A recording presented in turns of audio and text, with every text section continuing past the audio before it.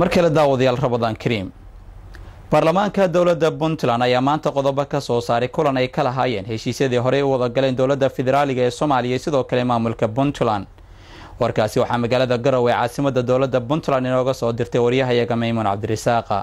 xildhibaanada baarlamaanka Puntland ayaa maanta soo gabagabeeyay dood 3 maalmood uga socotay xarunta golaha shacabka oo ay ka yeesheen siyaasadda xilligan ee dalka Soomaaliya iyo dawladda federaalka Soomaaliya oo lagu eedeeyay inay jabisay qodobo ku qoran dastuurka ku meel gaarka ah ee dalka fadhiga maanta baarlamaanka ayaa waxaa soo xaadiray 41 xildhibaan oo ka tirsan baarlamaanka qaar ka mid ah bulshada ku dhaqan Garowe siyaasiyiin iyo waxgarad nabadoonnada iyo siyaasiyiinta ku dhaqan Garowe ayaa baarlamaanka Puntland waxa ay ka codsadeen inaanay aqbalin wixii aan ahayn heshiiska qabyo qoraalka iyo waxa ku qoran dastuurka ee la isla qaatay waxaan ka codsanaynaa baarlamaanka iyo xukuumadda Puntland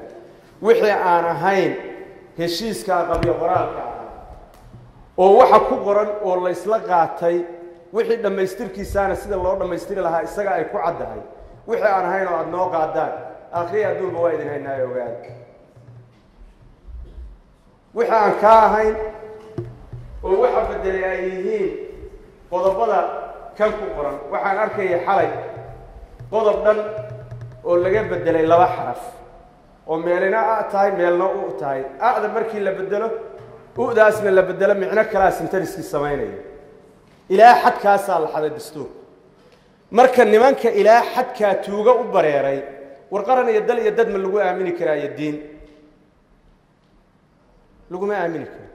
anigu waxaan qabaa Puntland inay go'aan ku qaadato inta xaaladda xukuumadda maanta ka jirta Muqdisho oo matalaysa Soomaaliya ay dastuurka xadayso oo diintii xadayso oo dalkii xadayso oo badihii iibinayso oo corruption iyo tuuga iyo wax isdabamarin wado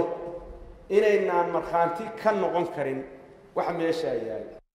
gudoomiyaha golaha shacbiga Puntland Siciid Xasan Shire ayaa warbaahinta u akhriyay qodobada ka soo baxay doodii 3 maalin socotay wuxuuna sheegay haday ku adkaysato dawladda federaalka ah ee Soomaaliya inay wax ka bedesho qodobadan la baalmaray in dawladda Puntland ay go'aan cad ka gaarayso wada shaqaynta ka dhaxaysa labada dhinac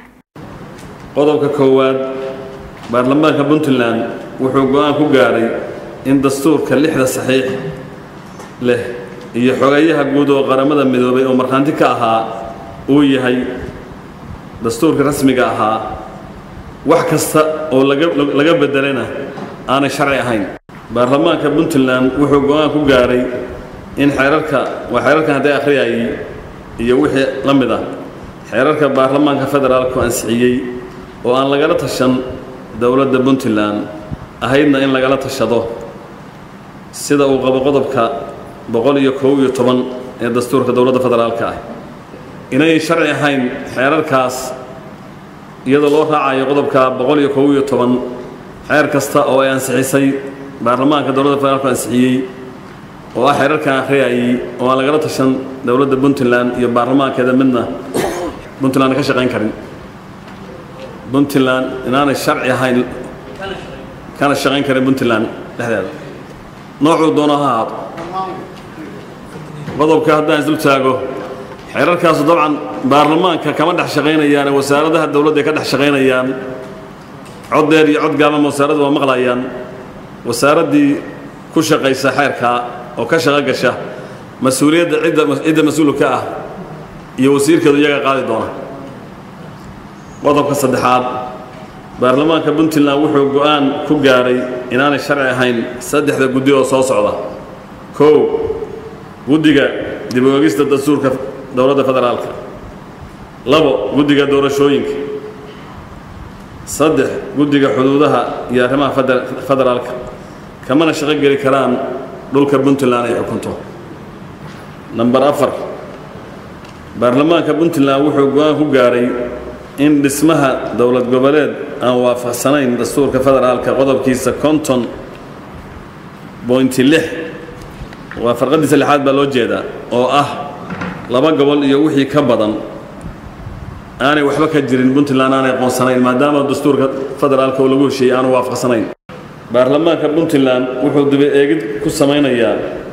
kalfadhiga bisha Oktoobar qodobadaas dawladda federaalka inay wax ka bedeshay oo dariiqii saxda ahaa ku soo celisay waxa qodobka raaci kara haddii dawladda federaalku ay ku adkaysato go'aankeeda wax ka bedelka ah dastuurka iyo heshiisyada la galay baarlamaanka Puntland wuxuu go'aan ka gaari doonaa sii wada shaqaynta dawladda federaalka kalfadhiga bisha Oktoobar haddii arrimaheeda ku adkaysato oo dawladdu ku sii adkaysato baarlamaanka Puntland wuxuu go'aan ka gaari doonaa sii wada shaqaynta dawladda federaalka ah siyaasiyiinta waxgaradka iyo bulshada ku dhaqan Garowe ayaa soo dhaweeyay hadalka gudoomiyaha baarlamaanka Puntland iyo waliba go'aankii ay qaateen baarlamaanka waxayna sheegeen inay mar waliba taageero la dhinac taagan yihiin dawladda Puntland dawladda federaalka ah ee Soomaaliya ayaan wali ka hadlin cabashada Puntland iyo waliba khilaafka labada dhinac Maymuun Cabdirisaaq Khaliif TV-ga iyo idaacadda SBC